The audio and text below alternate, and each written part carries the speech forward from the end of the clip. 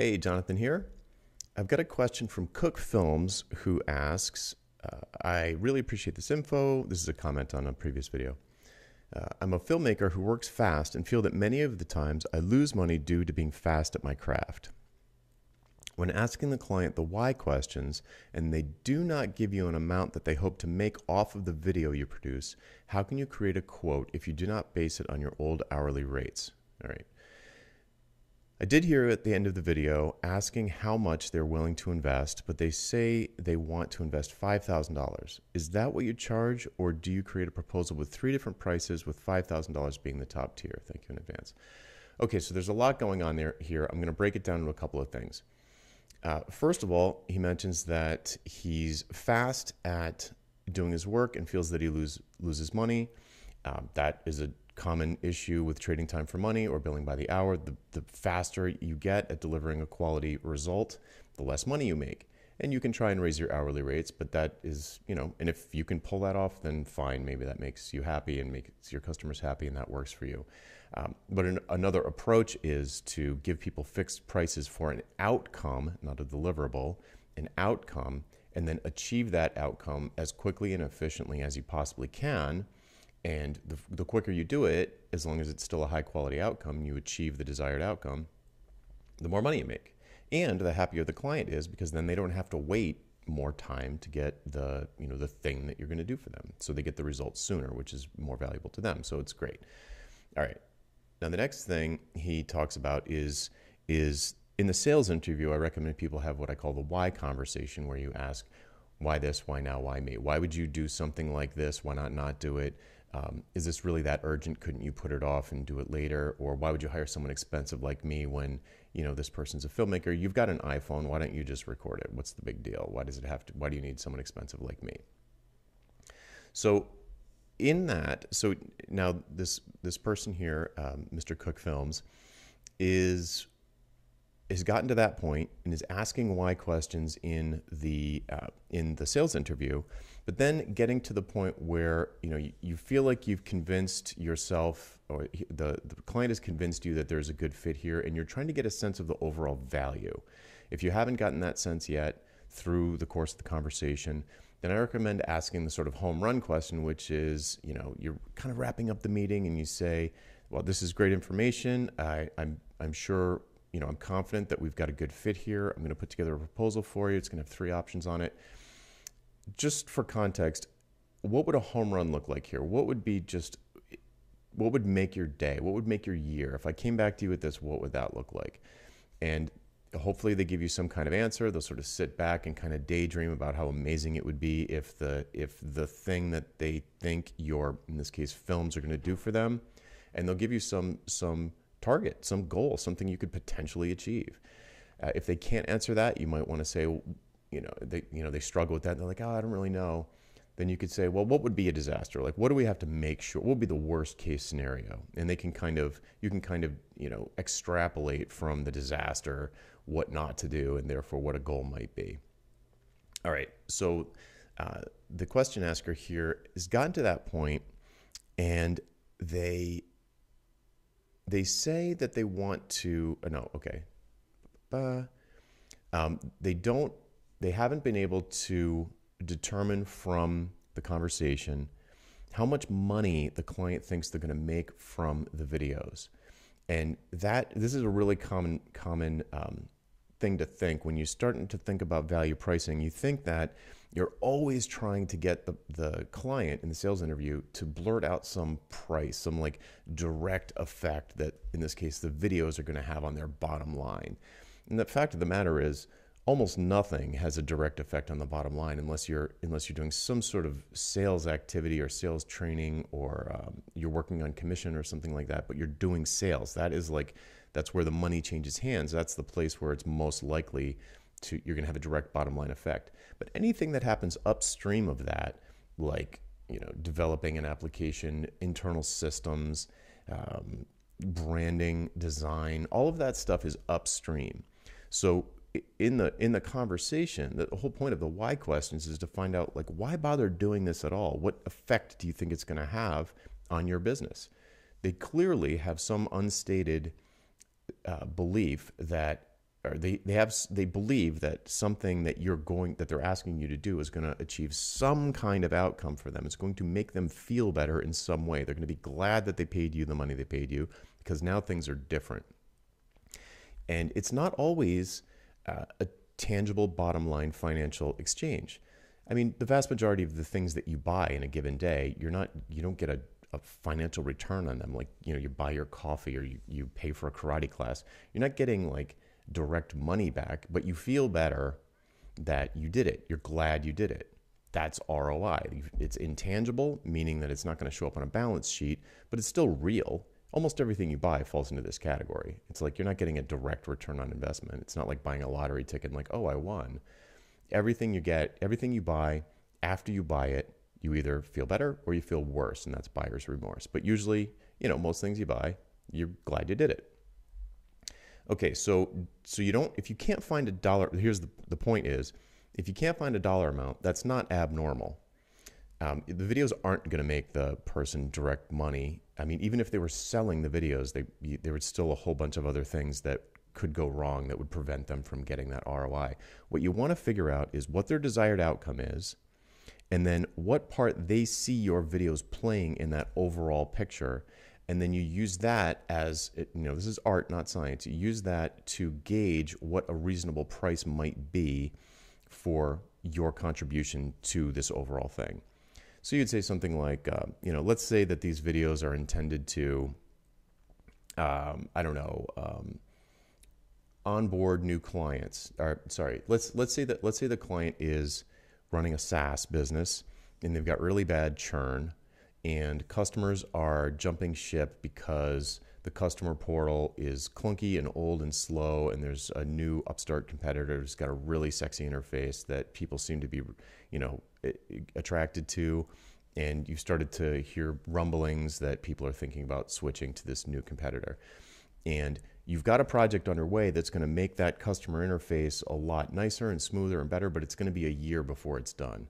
So you want to do something in the meantime to reveal to your clients that your interface is actually more powerful than the other one. It's just not as pretty.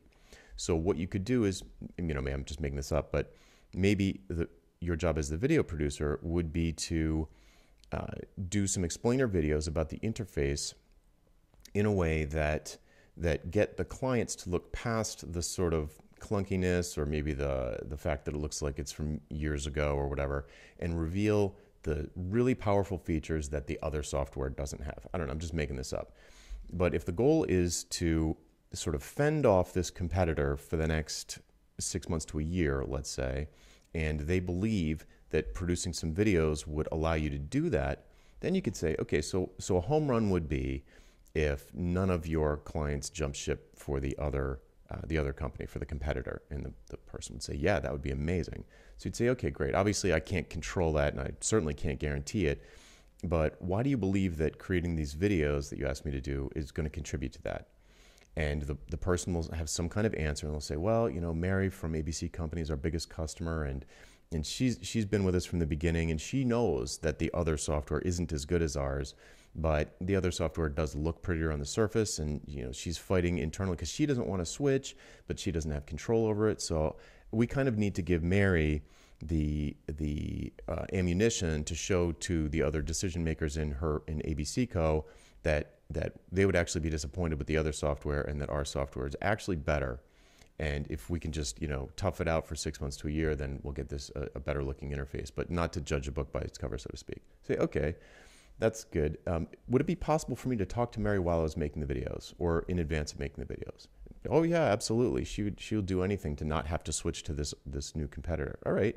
So if we go through and Mary is just like very happy with the videos the way they are, she thinks that they'll absolutely convince her decision makers inside of her company, or if she actually is able to convince the decision makers in her company, then would it be reasonable to assume that other clients like ABC Company that are currently working with you, that they would be convinced as well that they should stay and not leave for the competitor?